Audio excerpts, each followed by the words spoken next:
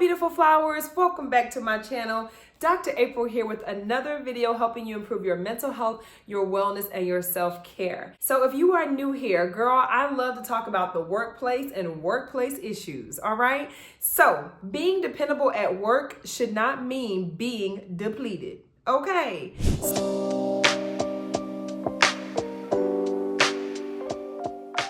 So in today's video, I am giving you 5 ways to prevent burnout at work. So stick around for the rest of the video. So before we jump into our 5 ways to prevent burnout at work, let's just talk about what burnout is really quick, okay? So basically, burnout is just chronic workplace stress, right? So basically, your work demands consistently exceed your capacity to cope and recover. So let's talk about some signs that you might be experiencing burnout, okay? So emotionally, you might be feeling burned out before the day starts, right? So you're already mentally and emotionally exhausted before you even get to the workplace. You might also be experiencing some irritability or emotional numbness as well. And also you might be dreading work tasks, right? So that might look like you not feeling like checking emails, right? Or dreading having to go and sit in a meeting, things like that, okay? So these are some examples that might be coming up emotionally,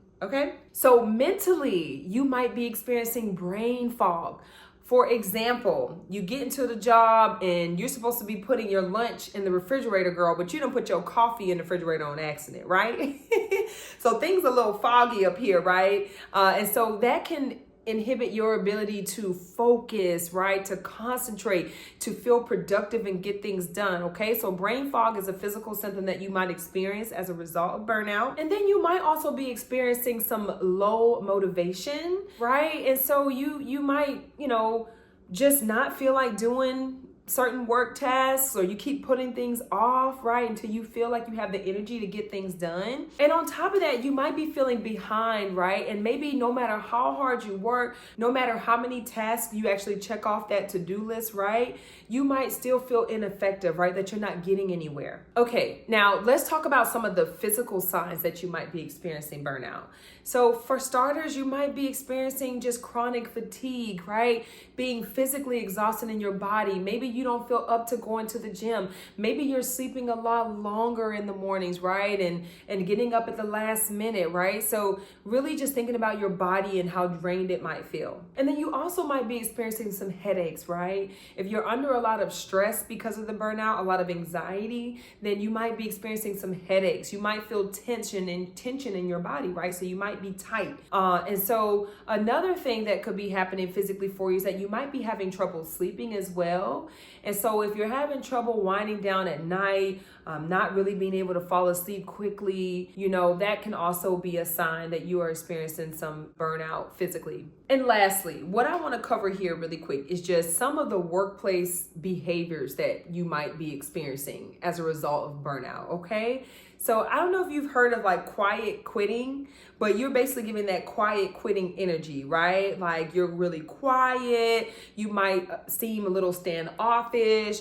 Maybe you have withdrawn from your coworkers, right? So you're not eating lunch with them no more. You're not really chatting with them like that. You just kind of like staying to yourself. And then you also might just be doing the bare minimum just to get by. You're just going to do enough just to get by, just so no one will say anything to you, right? And so what it boils down to is all about you just being able to survive the day. That's it. As long as I can just make it to 5 o'clock. So that's what, some of the things that might be happening in the workplace that you might be seeing as well. All right, so let's get into our 5 ways to prevent burnout at work. You ready?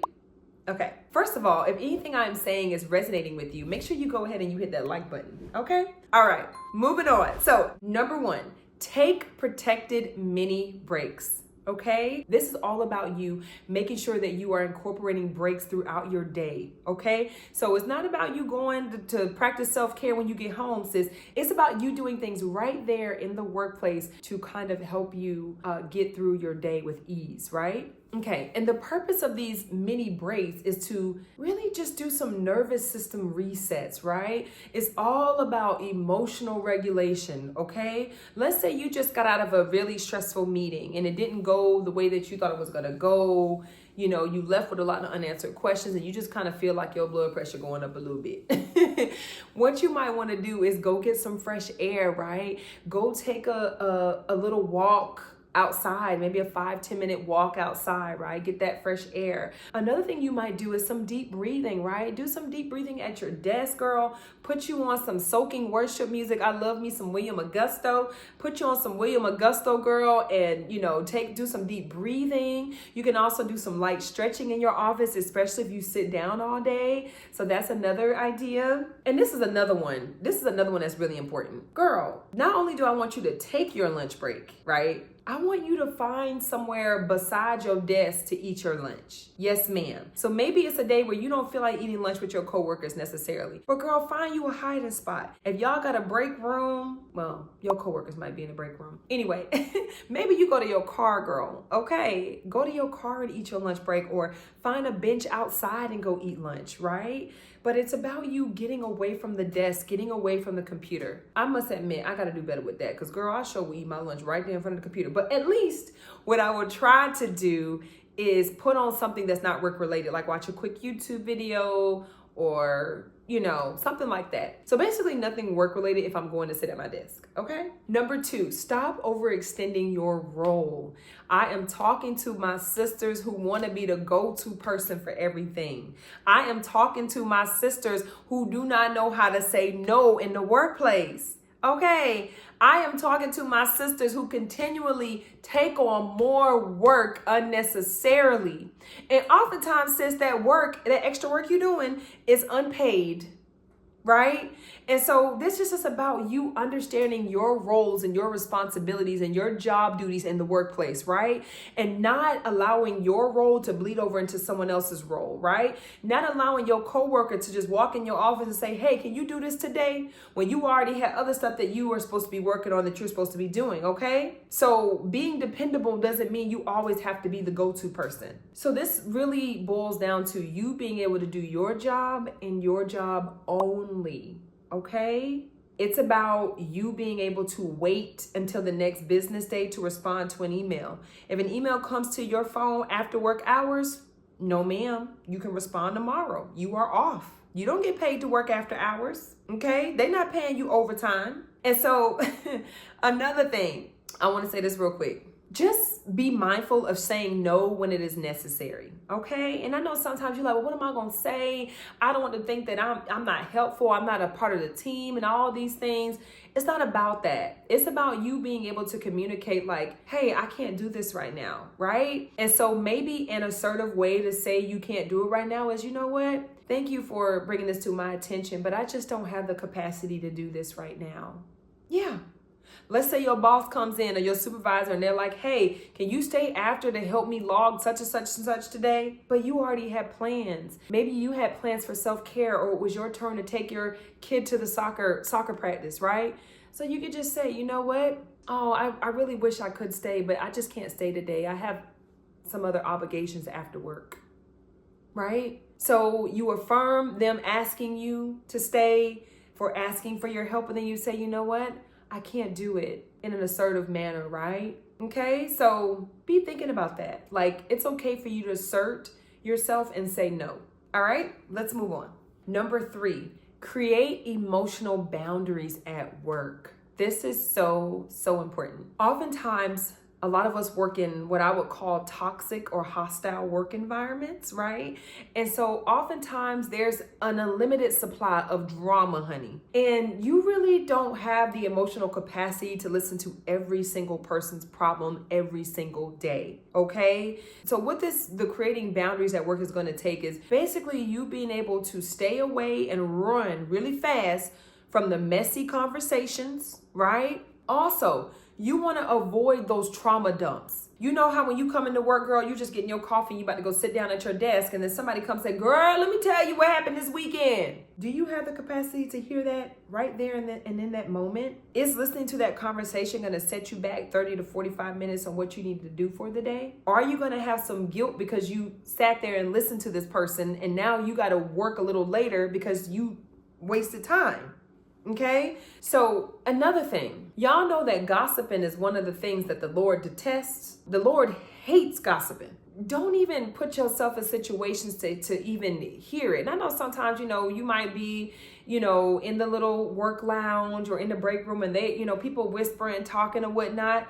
I like to say, hey, how y'all doing? And keep it moving. Or when you get a sense that they, people are in the space gossiping, girl, get what you got to get and get up out of there. Okay. Seriously. So we don't want to be falling into the trap of gossiping. We don't have time for that. And finally, I just want you to remember that everything that happens at work isn't yours to carry, right? Leave that workplace stuff at work. Do not take that stuff home with you, talking to your spouse, talking to your kids about, oh my gosh, this happened at work today, that happened at work today, this person did this person did that. Girl, leave that stuff at the job. Leave it at the job. It's not yours to be taken home with you. You already have enough stuff you carry, and that got to stay. Okay? So keep that in mind. All right? Number 4, infuse joy into your work day. You like joy? What Dr. April talking about? Girl, I'm talking about you creating little moments of fun. You creating little moments of play for yourself, right? Like, sometimes that might look like you redecorating your office for a holiday coming up or something, right? Like just little things that bring you joy. And so you can also listen to a playlist that helps uplift your mood. That could be something. And then also maybe instead of having a meeting in your office with a colleague, maybe you suggest, hey, let's do a walking meeting, right? Y'all go outside and walk and talk. Like that's a way to get your body moving, get some exercise, get out the building, get some fresh air. Another way for you to stay calm because you're out in a new and fresh environment, and not in the tension sometimes that's associated in the air in the workplace. So that's a great way as well. And then another thing you can do is just keeping your little coffee or tea routine. If you have a little ritual that you do where you come in and you got your little Keurig set up, girl, or your little, what is it? What's the thing that's, you got your little electric kettle set up, girl, so you can make you some tea and everything. Like keep those little things that bring you joy, that make you smile. Do those throughout your workday as well. And just remember that pleasure reduces burnout, okay? So the more opportunities throughout your day that you create for joy, for pleasure, right? It'll start to lessen that impact of burnout, okay? All right. And number 5. Advocate for what you need early. Yes, ma'am. Do not wait until you are completely stressed out, burned out before you say something, right? So this is all about you communicating, all about you being assertive and you expressing your needs in the workplace. For example, not being afraid to ask for an extension for a particular deadline if you feel like you won't meet that initial deadline, right? Ask for an extension, right? Not being afraid to ask for an adjustment on a timeline for a project, okay? Early on, not a week before, not a day before, but early on when you start to feel yourself getting overwhelmed with your workload and not being able to manage it, okay? Another thing, don't be afraid to ask for clarity. Ask questions when you need to get that clarification so that will help prevent overworking, okay? Because sometimes we might be doing something because we're so afraid to ask if you're doing it right or wrong that you just do it a completely different, the way you thought because you didn't want to ask. And then now you done did too much and your supervisor might have only been asking for a 1-pager or something, and you done create this whole presentation. It's like, whoa, that wasn't even expected of you, but okay, so don't be afraid to ask if you have a question about something or something that your boss is asking you to do, right? It doesn't make you look incompetent, right? Remember, we talked about this in several of my videos. Asking for help does not make us look weak, right? It makes us look strong, okay? We're humans. We need help. We need support, okay? So be mindful of that. And when it comes to advocating for yourself, use your PTO time, use your sick days. Some of y'all got PTO for years stacked up. Why haven't you taken a vacation? Why haven't you taken some time off? Why haven't you taken a mental health day or a mental health week? That work is going to always be there, okay? We always joke around and we say like, girl, don't be stressing yourself over that job because at the end of the day, something happened to you. They always going to replace you. That is so true. Like honor yourself and take your breaks, take your time off, okay? So use your PTO, take the time off when you need it. And another thing, If you're having some workload concerns, don't be afraid to discuss that with your supervisor. If you feel like you're at a point in your workload or in your work responsibilities that you start kind of seeing that your job is bleeding over into someone else's role, or you notice after looking at the job description and the tasks and the duties assigned to you that they don't quite seem like something you should be doing, schedule a meeting with your supervisor to have those conversations, okay? And this is another thing. Advocacy isn't complaining, right? It's not about trying to get out of your work. It's not about being lazy, right? It's not about that. At the end of the day, it's about prevention. Advocacy is also another way to help you reduce that burnout and to prevent burnout in general, all right? So you gotta be able to speak up, assert yourself, speak with authority, right? And so that way you can, make sure that you don't get caught up in the trap of burnout. And it's important to know that like burnout grows in silence. When you don't say anything and you just keep working, you just keep doing, it's a recipe for disaster, okay? So you got to open your mouth and speak and communicate what it is that you need so that you can be successful long-term in the workplace, all right?